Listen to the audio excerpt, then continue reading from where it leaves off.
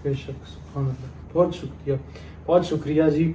और उम्मीद है कि आपको भी ज़ुहदुल अंबिया और शेख बहरोबर का जो खिताब है वो नहीं भूलेगा हुज़ूर बाबा साहब के साथ, क्यों ये तखल्लुस का इस्तेमाल किया जाता है। और अब मैं आपसे पूछना चाहूँगा कि बश्ती दरवाज़ा, हमारे अक्सर दोस्त अहबाब जो मुरीदैन हैं उन्हें तो ये निस्बत का पता भी है, और हमें भी चूंकि नाक़िसुल इल्म है तो हमें भी उतना को पता होगा जितना हम लोगों ने किताबों में या कुछ बड़ों से सुन रखा होगा। आप हमें बताएंगे बश्ती दरवाज़ा क्यों खोला जाता है और इसकी तारीख किस तरह से आती है? देखें, बहुत ही अच्छा सवाल। इस हवाला से बहुत से लोगों की इस्लाह हो जाएगी, और मैं चाहता हूं कि ये प्रॉपर तरीके से इस चीज़ को आज कुरान के हवाले से हम क्लियर करें कि इसकी हकीकत है क्या। कुरान पाक की एक आयत है, वफ़ी अनफुसिकुम अफला तुबसिरून। अल्लाह फरमाता है, बंदे मैं तुझ में जलवागर हूँ और तू देखता ही नहीं है। तू मस्जिदों में जाता है, मंदिरों में जाता है, गिरजों में जाता है, कहाँ कहाँ ढूंढता फिरता है। तू ज़रा गौर तो कर, मैं तो तेरे अंदर जलवागर हूँ। तो एक तो बात ये तय हो गई कि रब की जलवागरी जो बंदे के अंदर मौजूद है, यही सूफिया और मुर्शद का काम होता है। और हजूर बाबा जी साहब आपका जब विसाल हुआ तो आपके जो मुर्शद, आपके मुरीद मन थे ख्वाजा सुल्तानुल मुशाइख निज़ामुद्दीन साहब महबूब इलाही, आप दिल्ली थे और दिल्ली से आप तशरीफ़ लाए। दूसरे दिन आप तशरीफ़ लाए, पाक पतन शरीफ पहुँचे दूसरे दिन की रात को। और आपने बाबा जी हजूर साहब के सेन में देखा होगा, हज़रत शेख शहाबुद्दीन साहब का एक हुजरा है, उसके अंदर एक जगह लिखा भी है, अव्वलीन आरामगाह बाबा फरीद। हजूर बाबा जी को ख्वाजा निज़ामुद्दीन साहब रहमतुल्लाह अलैह आपके आने से पहले उधर सपुर्द खाक कर दिया गया था, लेकिन अमानतन। जब ख्वाजा निज़ामुद्दीन साहब तशरीफ़ लाए, आपने कशफ किया। याद रखें, मैं अक्सर साथियों को अर्ज़ करता हूँ कि कुरान भी कहता है और हर मज़हब में है कि मरने वाला मरता नहीं, हमेशा के लिए ज़िंदा हो जाता है। तो हज़रत ख्वाजा निज़ामुद्दीन साहब ने कशफ फरमाया। कशफ करके आपने हजूर बाबा जी से पूछा कि आपकी मंशा इसी जगह है जिस जगह आपकी ये मज़ार मुबारक बन चुकी है? तो आपने फरमाया, नहीं निज़ामुद्दीन, हमारी जगह ये नहीं है। फिर जिस जगह अब आपकी मज़ार है उस जगह निज़ामुद्दीन औलिया फरमाते हैं, मुझे बाबा जी ले जा के आपने निशान लगा के फरमाया हमारी जगह ये है और हमें सपुर्द खाक इस जगह किया जाए। और ख्वाजा निज़ामुद्दीन साहब महबूब इलाही कशफ की हालत से बाहर आके लोगों को ऐलान फरमाया, और जितनी बहिश्ती दरवाज़ा क्यों है, वजह क्या है, जितनी हजूर बाबा जी साहब के हुजरे की वो जो चार दीवारी की गई और आपका हुजरा बनाया गया, ख्वाजा निज़ामुद्दीन चाहते थे कि मेरे मुर्शद को जितना हो सके पाक अंदाज से अल्लाह की बारगाह में पेश किया जाए, जितना आसान तरीके से हो सके। तो आपने एक एक ईंट जो थी, चूँकि उस वक्त इल्म तो सिर्फ था ही कुरान पाक का, वो एक एक ईंट लोगों को दे दी, सारे हुफाज थे। बाबा हजूर गंज शकर वो वाहिद हस्ती हैं जिनकी मज़ार जो बनी है उसके एक एक ईंट पे एक एक कुरान पड़ा हुआ है। ये बड़ी खुशबख्ती है, मैं समझता हूँ। तो आपकी जितनी ईंटें थी वो कवर हो गई हुजरे में, तो आपकी जो मज़ार शरीफ थी उसकी ईंटें कम हो गई। तो अब मज़ार शरीफ की ईंटें कम हो गई तो आप ख्वाजा निज़ामुद्दीन साहब ने फिर कशफ फरमाया। कहते, मैंने पूछा हजूर बाबा जी से कि अब मज़ार की ईंटें क्या फिर दोबारा लाई जाएं या इन्हीं में से उतारा जाए? तो हजूर बाबा जी ने इरशाद फरमाया, निज़ामुद्दीन, हमारे पाँव की तरफ से ईंटें मज़ार के लिए उतार लो। पाँव की तरफ से जो मज़ार के लिए ईंटें उतारी तो वो एक दरवाज़े की शक्ल बन गई और वो आपके मज़ार के ऊपर की गई। और ख्वाजा निज़ामुद्दीन जो सुल्तानुल मुशाइख भी थे, महफल शिकन भी थे, दिल्ली के ताजवार थे, और हज़ार लोग बड़े बड़े नवाब जो थे आपके दस्ते बैत हुए, आपके हाथ पे मुशर्रफ बा इस्लाम हुए। मैं समझता हूँ वो झूठ क्यों बोलेंगे। आपने फरमाया, जब ये सारा अमल हो गया तो मैंने अपनी आँखों से देखा कि सरकार दो जहाँ सल्लल्लाहु अलैहि वसल्लम आपकी तशरीफ़ आवरी हुई, और आपने फरमाया, निज़ामुद्दीन मीनारे के ऊपर चढ़ और दस्तक ताड़ी मार के लोगों को मुतवज्जो कर और लोगों को बता, फ़हाज़ा दखल अलबाब वजद आमना, जो मेरे फरीद के कदमों की तरफ से गुजर जाएगा उस पे अल्लाह अमन करेगा, वो अमन पाएगा। तो मैं समझता हूँ वो कुरान की बरकत। और मैं लोगों को एक पैगाम देता हूँ, हम ये चाहते हैं, हमें ये करना चाहिए कि हजूर बाबा जी के जो नक्शे कदम पे चलेगा आपके पाँव की तरफ बहिश्ती दरवाज़ा, तो ये दरस देता ही ये है कि जो कदम ब कदम फरीदुद्दीन गंजे शकर पे चलेगा उसके लिए यकीनन वो जन्नत का हकदार होगा। बेशक।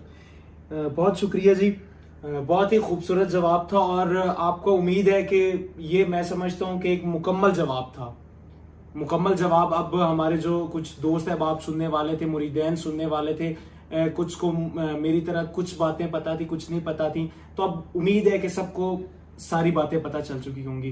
तो अब मैं पीर साहब आपसे सवाल करूंगा कि हम लोगों ने ये चीज़ें तो हमने गाए बगाए डिस्कस कर ली, ज़हर बात ला ली। अब मैं आपसे पूछना चाहूँगा कि रूहानियत किस तरह से मिलती है, क्योंकि औलिया कराम और रूहानियत का जो बिल्कुल एक साथ जुड़े हुए हैं। मैं जैसे पिछले सवाल में आपको बड़ा अप्रिशिएट किया, आप बहुत ही अच्छे सवाल पूछ रहे हैं और यकीनन इन चीज़ों की ज़रूरत है। और ये बात भी मैं लोगों के गोश गुजार गाहे बगाहे करता रहता हूँ कि रूहानियत जो है ये विरसे में नहीं मिलती, रब का करम किसी की विरासत नहीं होती। और याद रखें, जब तक अच्छी माँ ना हो बेटा फरीदुद्दीन गंज शकर जैसा पैदा नहीं हो सकता। जब तक अच्छी माँ ना हो बेटा शेख अब्दुल कादिर जिलानी पीराने पीर गौसे आज़म जैसा पैदा नहीं हो सकता। रूहानियत में पहली बात जो ये है, ये कामिल और हामिल है इस बात की कि अच्छी माएँ होंगी तभी बेटे हुसैन जैसे पैदा होंगे, तभी बेटे फरीद जैसे पैदा होंगे, तभी बेटे बा यजीद बुस्तामी जैसे पैदा होंगे।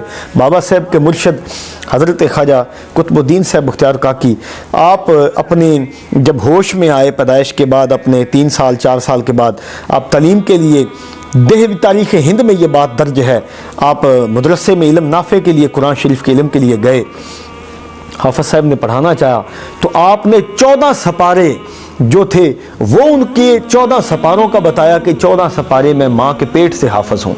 और हाफ़िज़ साहब ने गाहे बगाहे टेस्ट लिया, हर बात आपने उस टेस्ट में कामयाबी हासिल की। माँ 14 सपारे हाफ़िज़ा थी, बार बार पढ़ती थी, बेटा माँ के पेट से 14 सपारे का हाफ़िज़ पैदा हुआ। मैं अक्सर ये विजन देता हूँ कि ये वो चीज़ें हैं, जब तक अच्छी माएँ ना होंगी कामिल वली पैदा नहीं हो सकते। देखें वो माएँ भी कैसे माएँ थी। काफ़िला जा रहा है और हज़रत शेख अब्दुल कादिर जिलानी 12-13 साल की उम्र है, काफ़िले में जा रहे हैं, मशहूर ज़माना हकायत है, डाकू पड़ गए, डाकुओं ने काफ़िला लूटा। एक बंदा आपके पास आया, 13 साल की उम्र, बच्चा है, बचपन है, और आके कहा बच्चे तेरे पास भी कुछ है? आपने फरमाया मेरे पास अशरफियाँ हैं। किधर हैं? वो देखा जेबों में हाथ लगा के, कोई नहीं। उन्होंने कहा बच्चा है, झूठ बोल रहा है, चला गया। दूसरा डाकू आया, बच्चे क्या है तेरे पास? अशरफियाँ हैं। वो देखा, कोई नहीं, चला गया। अब काफिला लूटने वाले लूट के एक जानब बैठ गए और लुटे हुए साथी मुसाफिर जो थे एक साइड पे बैठे। हाँ भी का सरदार पूछता सबसे ले लिया? जी ले लिया। एक बच्चा कहता है मेरे पास अशरफियाँ हैं। दूसरे डाकू ने कहा जी मैं भी गया हूँ, मुझे भी कहता है अशरफियाँ, लेकिन मिली नहीं। सरदार ने कहा उस बच्चे को बुलाओ। बच्चे को बुलाया गया। बेटा किधर है अशरफियाँ? आपने अपनी कमीज़ के पल्लू को उठाया, अशरफियाँ सिली हुई थीं। उन्होंने कैंची से काटा, अशरफियाँ गिर पड़ी। कहा बेटा तूने हमें क्यों बताया कि तेरे पास अशरफियाँ हैं? तो उस वक्त पीराने पीर शेख अब्दुल कादिर जिलानी ने तारीख का सबसे खूबसूरत जुमला फरमाया। आपने फरमाया मैं जब इल्म नाफे के लिए निकल रहा था, मेरी माँ ने मेरा माथा चूम के कहा था बेटा कभी झूठ ना बोलना, तो मैंने झूठ नहीं बोला। वो डाकुओं का सरदार, उसकी रूह के ऊपर ऐसा असर हुआ, सारे का सारा डाकुओं का काफिला आपके हाथ पे तायब हुआ। आपका वसीला दे के अल्लाह से माफ़ी मांगी, सबका लुटा हुआ माल वापस किया। तो मैं अर्ज़ करता चलूँ, रूहानियत भी तभी जारी होती है जब माँ अच्छी हो, वो आपकी तरबियत में बुनियाद अच्छी रखे। और दूसरा नुक्ता, जब तक आपका बाप आपको हलाल लुकमा आपके मुंह के अंदर नहीं डालेगा, मुमकिन ही नहीं कि वलायत आपके करीब आ जाए। मेरे गंज शकर फरीद फरमाते थे कि फरीदा देखे 5 रुकन इस्लाम दे ते 6वां फरीदा टुक, जे ना लब्बे 6वां फिर 5 जांदे मुक। आपका मकसद ये था कि रोटी अगर हलाल नहीं तो समझो तेरे सारे रुकन फेल हैं। बहुत शुक्रिया, और उम्मीद है कि आपके जो कुछ सवालात थे वो काफ़ी हद तक आपके जहन से उनके जवाबात उनको मिल गए होंगे और आपके जहन से वो सवालात उतर गए होंगे। अगर आप चाहते हैं कि आप इसी तरह और भी आप अपने सवाल जो है हमें कमेंट्स में बताएं कि आप ये सवाल का जवाब जानना चाहते हैं हजूर बाबा साहब के बारे में, और हम अगली जो नशिस्त है उसमें ये चीज भी पूछेंगे कि आया कि मुसलमान का या सिख का या हिंदू का सूफिया कराम ने फर्क किया था या नहीं, ये अगली नशिस्त में हम बताएंगे। और इन्हीं अशार के साथ मैं इस प्रोग्राम को या इस सेगमेंट को हम खत्म करते हैं कि हजूर बाबा साहब का वो पैगाम है ना, वेख फरीदा मिट्टी खुली, मिट्टी उत्ते मिट्टी डुली, मिट्टी हसे मिट्टी रोवे, अंत मिट्टी दा मिट्टी होवे, ना कर बंदिया मेरी मेरी, ना ही मेरी ना ही तेरी, 4 दिन दा मेला दुनिया, फिर मिट्टी दी ढेरी। बहुत शुक्रिया।